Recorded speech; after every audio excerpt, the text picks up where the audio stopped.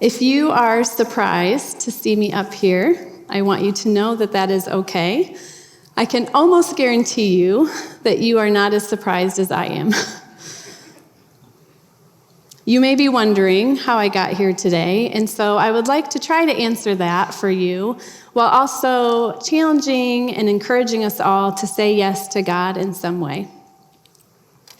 When Pastor Steve first approached me with this idea, my husband Tim and I were sitting in his office, and he was talking about the rise of the laity, right? You've heard him just mention this. Laity, or a layperson, is somebody, like he said, that's not an ordained minister or pastor on staff. So I am a layperson, many of you are as well. And this rise of the laity is giving us a chance to use the gifts God has given us to serve in our church, in our community. It's something that I'm completely on board with, 100%. So he had me hooked. Then he transitioned into his request for me to share on a Sunday morning in service up here about how God has been speaking to me in my time in the Word. I remember him saying, "Don't freak out." And I don't think I did. I think I was quiet, which is a little bit unusual, but I don't think I freaked out. But I wasn't sure how to respond. And so I said I would pray about it, because that seems like the right answer you give when your pastor asks you to do something. And I did pray about it, and I asked some close friends and family to help me pray about it. And as I did, I felt this peace that God was leading me to say yes, but I was still hesitant. So I continued to pray. About another week went by, and it dawned on me that I was waiting to say yes until I had some idea of what I would say. Sure, God, I'll say yes as soon as you let me know that I'll have something to share. As soon as I know that this could possibly work out, because I wasn't quite sure if it could. But I didn't want to do it that way. So with a little bit of fear and trembling, or a whole lot of fear and trembling, I said yes without a plan, very un-Tracey-like. I wanted to trust that if God was calling me to do this, that he would equip me and give me something to share in his time. This was on him, not on me. I just needed to say yes. And as I prayed, I remembered other times in my life that I had said yes, and how he had given me in those moments exactly what I needed. One time in particular that came to mind happened in that pew right over there. And I would like to share that story with you in a little bit. Interestingly enough, the words that he was giving me in that process were the words that he led me to share with us all this morning. I was a stay-at-home mom for about 16 years until I took a part-time job at our local schools. And one of my favorite things to do with my kids was to read them stories or tell them stories. And one story in particular that was told often in our house was David and Goliath, especially to our youngest son, Lincoln. It was one of his favorites. Tim and I would take turns putting our kids to bed, and so about every other night for months or more, I found myself telling Lincoln the story of David and Goliath. Until one night, I finished telling the story. Well, I thought I finished telling the story, and Lincoln said, "Hey, tell the part about where David uses Goliath's sword to cut off his head." Lincoln was about 3 or 4 years old at this time, and apparently Tim had told him a little bit more of the story the night before, and I was never allowed to leave that part off again. It's worth noting here, in case you didn't know or didn't recognize him, that the David in our scripture video was our youngest son, Lincoln. It was recorded a few years ago. He's changed just a little bit, but it's one of my favorites. This past year, as I've spent time in the Old Testament, God has shown me so many things through the stories of his people in these books of the Bible, especially in the life of David. Maybe because he's mentioned so often, or maybe because he's relatable to me in his struggles and his victories, and he had them both, in his desire to seek and to know God's heart. There have been a few times where God has taught me something new through this familiar story of David and Goliath, and as I was preparing for today, he used that again. Usually when we read the story of David and Goliath, we relate it to a battle in our life. Right? Something that we are up against, and we're trusting God to win this battle. This morning, I'd like to look at it from a slightly different angle. I would like to look at it from David's perspective, just an ordinary shepherd boy going about his day, trusting God that whatever comes his way, God will give him what he needs. In 1 Samuel 17, we have the Israelite army facing the Philistines. David's brothers are a part of the Israelite army, and the Philistines have this giant named Goliath. The giant comes out every day for 40 days, morning and night, taunting the Israelites. We just saw this played so well by our very own Jeff Clark. And I will say that I did not pick this passage so that we could play this video, but I was really happy when I remembered we had it because it is one of my favorites. Well, David's dad, Jesse, sends David out to check on his brothers. We know David's the youngest, so instead of fighting with the Israelites, he's stayed back to help his dad and care for the sheep. David goes out to check on his brothers, take them some snacks, see how they're doing, and report back. And when he gets there, the Israelites are getting ready to head out to battlefield, and he goes with them. This is when he sees Goliath come out with his usual taunts, challenging someone to fight him, and the Israelites backing away in fear. David starts questioning what's happening, and when Saul hears about his questions, he sends for David, and that's when David, an ordinary shepherd boy, volunteers to fight Goliath. At this point, I really wish that we could get a glimpse into the mind of David. How does he go from caring for his father's sheep to volunteering to fight a giant, a mouthy giant at that? It seems like quite a leap to me, but that's what he does. In verse 32, David tells Saul, "Don't worry about that Philistine, I'll fight him." Like this is just some ordinary part of the day. Like, sure, I'll take the garbage out, I'll do the dishes, no problem. Does he really believe that he can do this? What is he thinking? I want to suggest that maybe David's thinking is a process that I have found myself going through at different times in my life, including recently. It's what brought me here this morning. And I've also heard it in the stories of many of you and others as they share about how they have said yes to God. This process, I think, has 3 points. Remember, trust, and say yes. When we look back and remember how God has been with us in the past, we can trust him right now that he is giving us exactly what we need, and we can say yes. Even if we don't know the outcome or the plan, even if we feel like we don't have enough of something, time, talent, experience, patience, influence, even if it's very unlike us. Throughout the Bible, God calls his people to remember. As I've spent time in the Old Testament, I found myself writing down this word remember over and over in the margins of my Bible. It's a consistent theme. The Lord says, "Remember how I brought you out of Egypt. Remember my mighty works. Remember the Sabbath. Tell these things to your children." Why is this so important? Well, forgetting is easy. I do it often. I might do it up here this morning, but I really hope not. Remembering is intentional.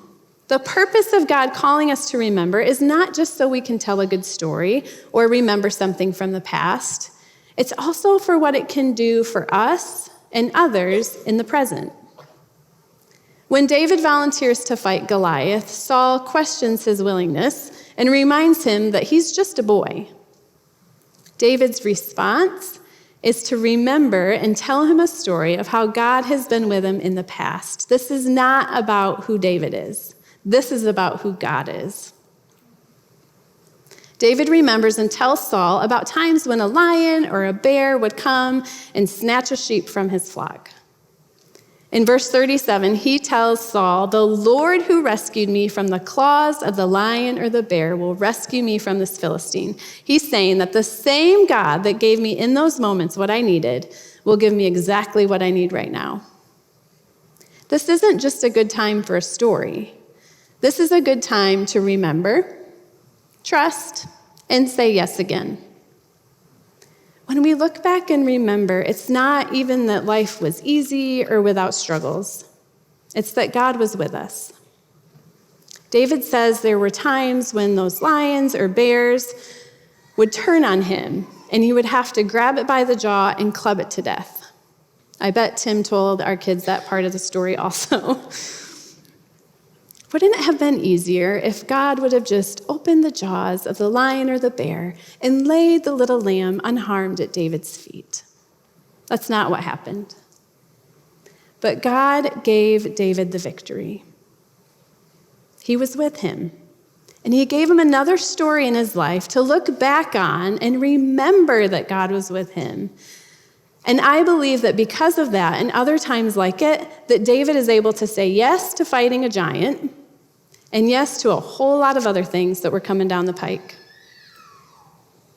After David remembers how God was with him in the past, he trusts him in the present.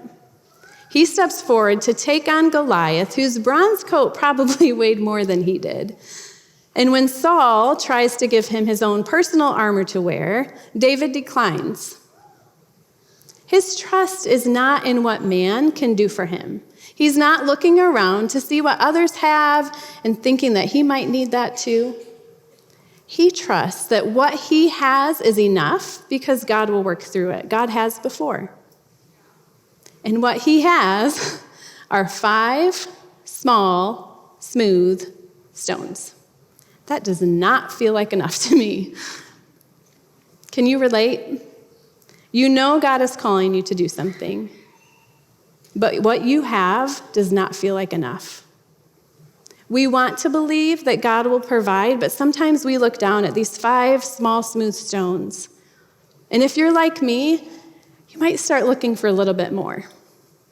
More stones. Rocks, even. How about something with a jagged edge? Small and smooth just doesn't seem like it will cut it when you're trying to fight a giant. Too often we look around to see what others have, and we feel like we don't have enough compared to them. This is something that I have struggled with. It takes faith and trust to say yes when you feel like you don't have enough. I said yes to preaching at College Wesleyan Church, but I did not finish college. That feels like I am holding a very small, very smooth stone. It feels like not enough. But while I value education and the way that God uses it to help us grow, I know that he can speak to me and through me without it. He can give me exactly what I need in this moment, and for that I am so thankful. I have enough because he is enough. I can say yes because he has promised me that he will provide all that I need according to his riches and glory in Christ Jesus, Philippians 4:19. And in 2 Corinthians 9:8, Paul tells us that God is able to bless us abundantly, so that in all times, in all things, having all that we need, we can abound in every good work. In Psalm 23, David tells us, "The Lord is our shepherd. In him we have all that we need. In him we lack nothing." The only reason I could say yes to this today is because of those promises and others like it, and for the way that I've seen them fulfilled in my life and in the lives of those around me, many of you. This is not based on who I am. It's based on the Spirit that Pastor Steve preached about last week. The Spirit that is alive and at work in me, guiding and helping me. And if this is true for me, it's true for all of us. Well, we know how this ends for David. We saw it in the video. That smooth, small stone is enough. David slung it, hit Goliath in the forehead, and Goliath fell. What if, like David, when faced with something, a decision, a situation, an interruption, what if we can look back and remember how God was with us in the past, trust in the moment that he'll give us exactly what we need, and say yes? What if the more we do this, the easier and more natural it becomes, so that walking in step with the Spirit, like we heard about last week, we can live this life of yes? It might look different for each of us, but the common idea is living a life surrendered to God. It's living a life that's sometimes countercultural in the way that we give of ourselves, of our time, and of our resources. Paul calls this a living sacrifice in Romans 12. He says, "And so, dear brothers and sisters, I plead with you to give your bodies to God because of all he has done for you. Let them be a living and holy sacrifice, the kind that he finds acceptable. This is truly the way to worship him. Don't copy the behaviors and customs of this world." That's that countercultural part, right? "But let God transform you into a new person by changing the way you think. Then you will learn to know God's will for you, which is good and pleasing and perfect." We can know what God has for us. This is a different way of thinking, a different way of living our lives. This morning, we're remembering one part of David's story. But I think that if you look back in the Old Testament and read about his life, that this is a way that he tried to live. Whether he was in the field with the sheep or fighting in battle, it says that God was with him. When he was on the run from a king that wanted to kill him, or hiding in a cave, or planning and gathering supplies for a temple that he would never build, he was listening for God's voice and discerning when to wait and when to act. When he sinned, and he did, he sought forgiveness and reconciliation with God. When I read David's story, I read of an intimate relationship with God. Think of this power of saying yes. We can say yes to an interruption, to an interception, and to an invitation. Let me tell you what I mean. When you say yes to your interruptions, you are just going about your day. Maybe you're taking snacks to your brother, and out comes this giant that somebody needs to fight. It doesn't come at the most convenient times, and we know it's not always as big as a giant.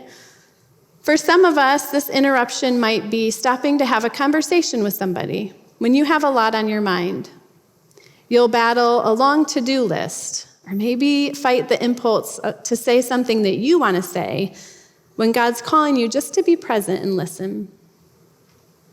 Maybe our response to an interruption is to overlook an offense so that whenever possible, we can live at peace with one another.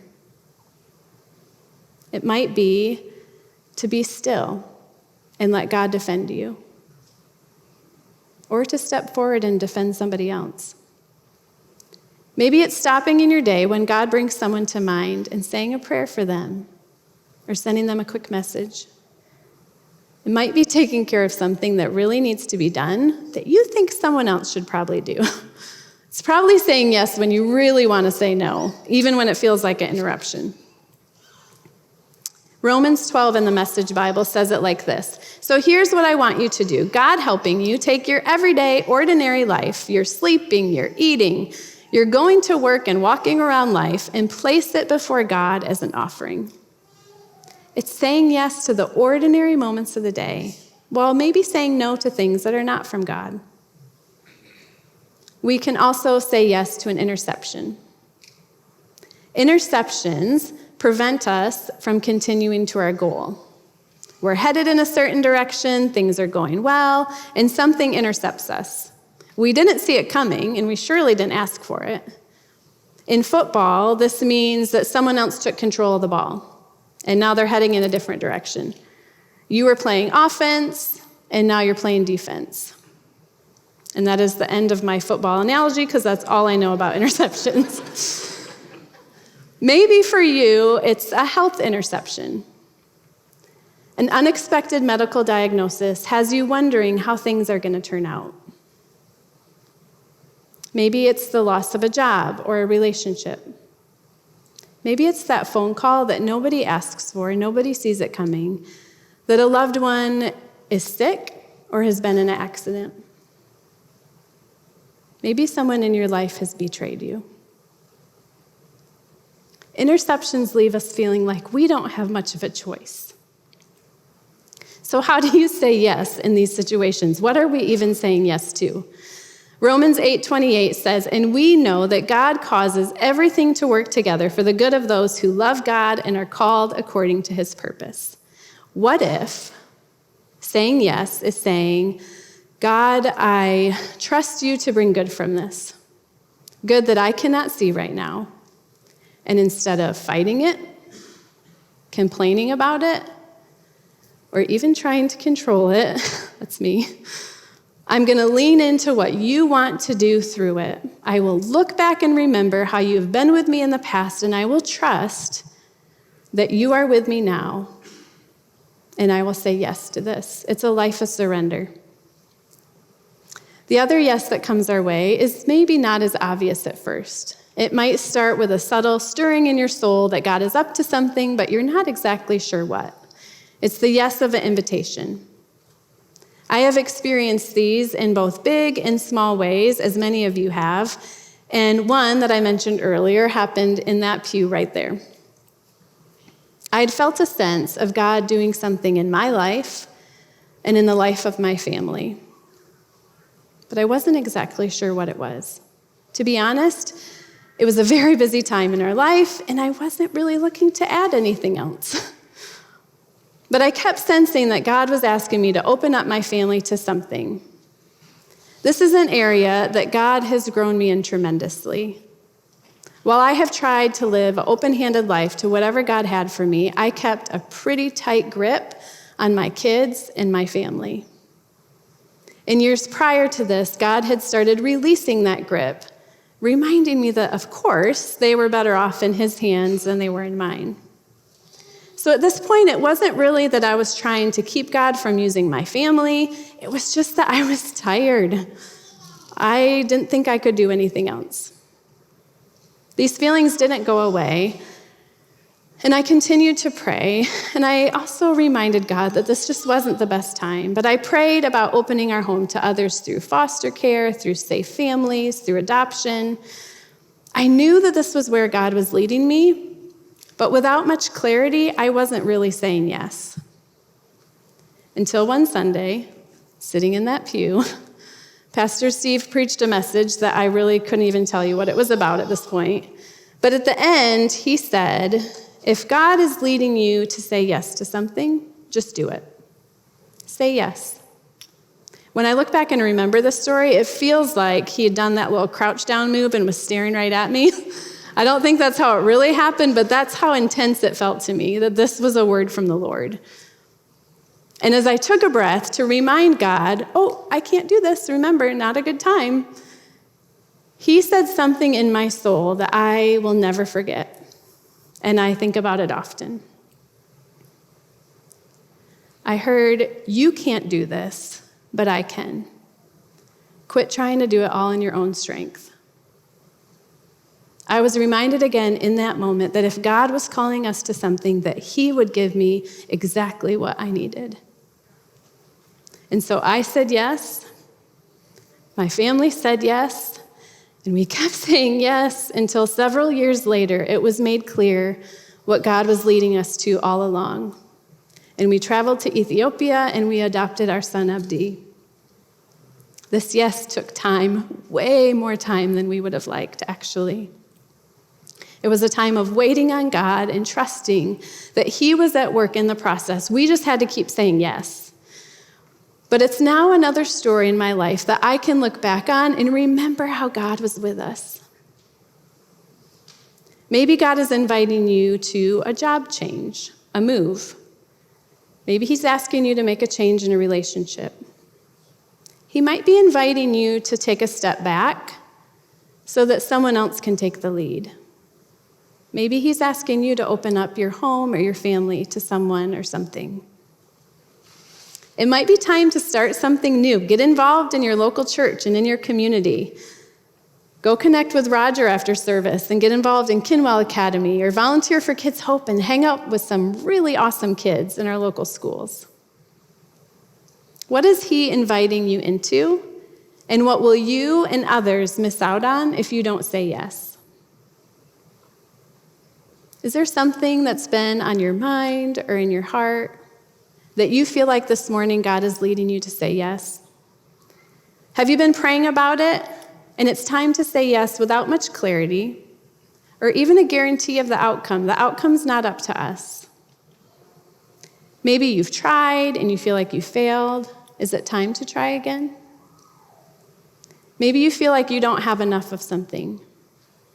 Is it time to trust God and say yes? Maybe you want to live this kind of life. Maybe you want to take on this posture of living a life of sacrifice, of saying yes to God, whatever comes your way, knowing that He can use it for your good and for His glory. This sounds like such a simple idea. Of course we're going to say yes to God. But how many times in our day do we miss this opportunity? In a moment, I'll invite you to take a few minutes of quiet reflection as we wrap up. Maybe you would like to think back on your life and look for the ways that God was with you even when it was hard. And through that lens, you can respond to something that He is prompting you towards now. A yes to a relationship with Him. A yes to an interrupted, intercepted, invited life. As we transition into this time, I'm aware that for some of us, looking back can be hard. It can be difficult to look back in some situations and see how God was with us. The beauty of the body of Christ is that we can lean on each other's stories and allow God to build our faith as we hear others share. And so with that in mind, I would like to invite a few friends to come up and share part of their story. These are brothers and sisters that are striving to live this life of yes. The yes of an interruption, the yes of an interception, and the yes of an invitation.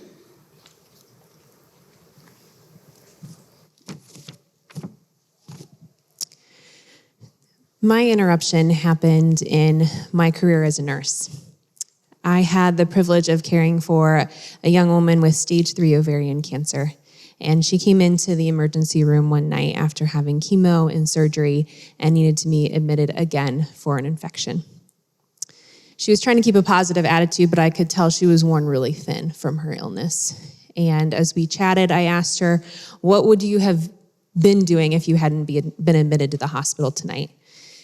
And she said, I was going to go to the county fair because all I've really been wanting is one of those big pork tenderloin sandwiches. That's really the only thing that sounded good to me. So I finished up her admission, and she was moved to her next room, and I headed to the cafeteria for lunch. And as I was walking there, I was holding her story and feeling the weight of what was happening for her and wishing I could do more. And when I walked into the cafeteria, the first thing I saw was that they were serving those big pork tenderloin sandwiches, like what you get from the fair. And I knew in that moment that God was asking me to do something. And I ignored that nudge for a few minutes because I was like, maybe she's going to think this is weird. I don't know. I've got things to do. All the things that come to your mind about afraid of what someone else might think. And I eventually said yes. And so I walked up to her room, and when I walked in, I gave her the sandwich and said, you wouldn't believe what the cafeteria had tonight. They had your sandwich. And she was surprised, and she started to tear up, and I told her, I said, I hope this makes being in the hospital a little better. I have never seen that patient again. I don't know what happened to her, but I trust that God allowed that to happen so that He could communicate to her that she was seen in that day.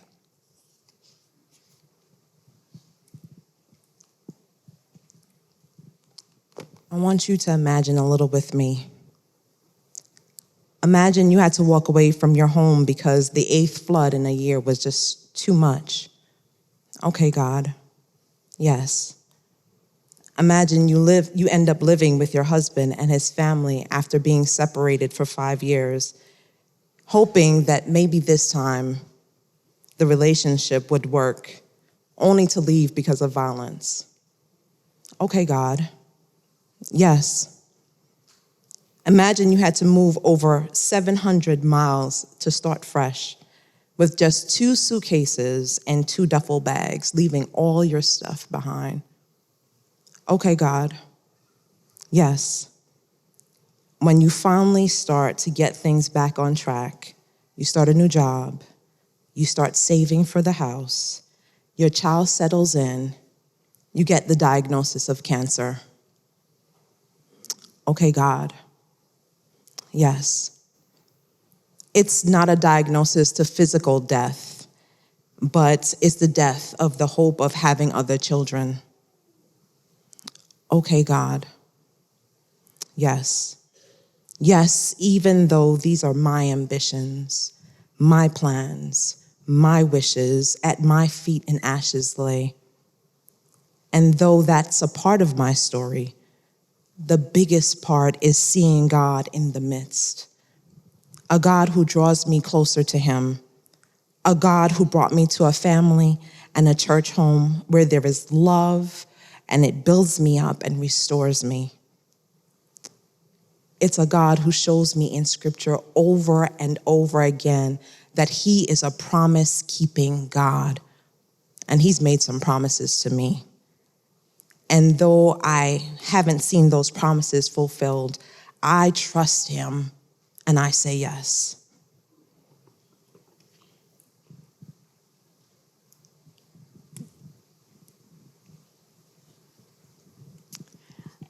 Ours was an invitation of yes for a career change.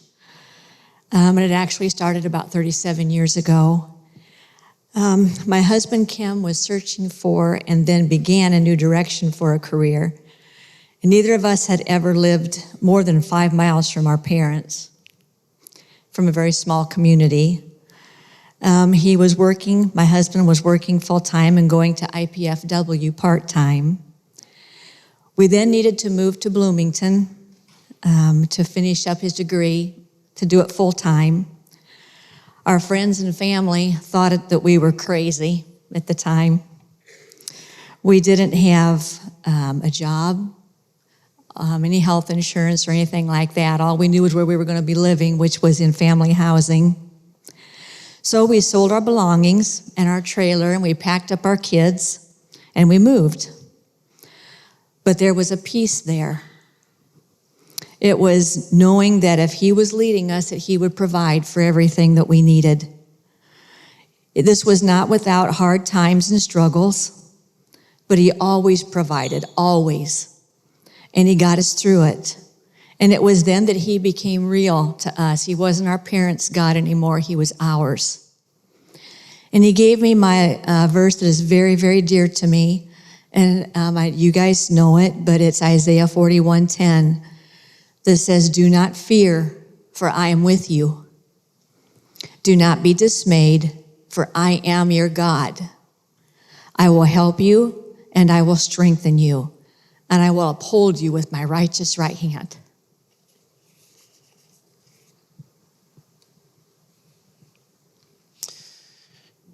Remembering back on things of your life, some have said it's history.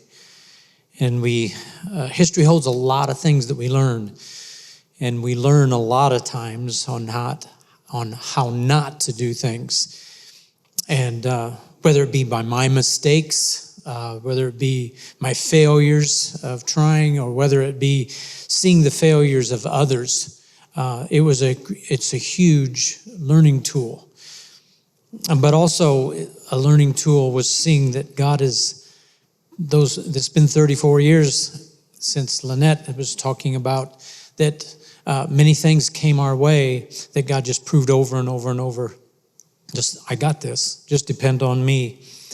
So when we got to the end of our careers in Syracuse, Indiana, 34 some years ago, it was like the restlessness. There was a movement within our soul, a stirring that we just needed to move. Of course, our son and daughter-in-law live in Muncie, so we were looking to move a little bit farther south. But yet, we were established. We had a church, we had friends, we had family members, and they all thought we were nuts, not only back when we moved to Bloomington, but again, they thought we were nuts, again, 34 years later, leaving all the established things to start over. So we were willing to move and take one step at a time. And when you take one step at a time, some of the doors close, and some of the doors close, but then reopen like you didn't think they would open. And so the process got to a point where we thought, this is a point of no return. I mean, we can't go backwards now. We have to go forward. But God was still in all of that. So it becomes the determining factors of, is this God just not ready to show us the next step yet? He just showed us as much as we needed to know. Or is it Satan throwing his fiery darts, his lies, his fears at us? Or is God just saying no? Well, I'm here to tell you, as Lynette had mentioned, we had a peace that passes all understanding, a joy that didn't go away. And I learned that my plans didn't need to be so rigid, that my plans just needed to be flexible with his plans.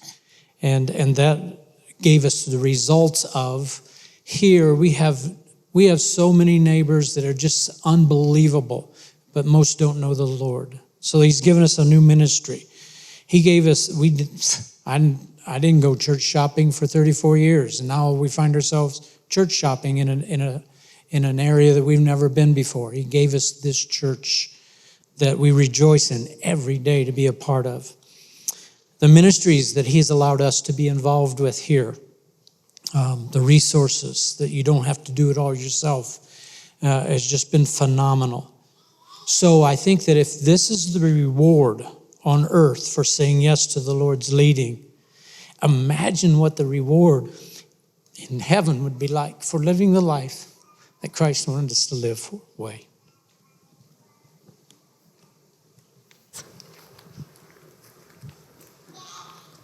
Thank you for sharing part of your story with us this morning.